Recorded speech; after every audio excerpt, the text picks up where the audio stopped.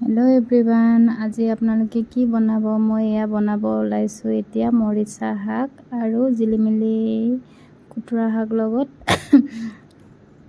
Boil কৰি বনাম। এইটো জিলিমিলি আৰু খুতুৰা শাক অকণমান আছিলে, বেছি নাই।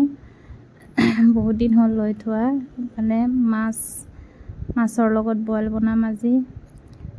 তো ই কৰি থাকোঁতেই বেটি আহিলে, ৱাটাৰমেলন খাম বুলি ক'লে, তাইৰ কাৰণে দুটামান কাটি দিলোঁ অলপ।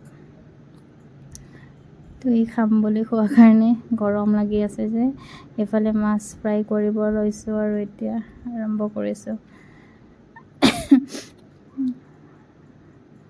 এয়া মাছ, এই গুটি আলু বইল, ইফালে শাকৰ লগত বইল বনাম।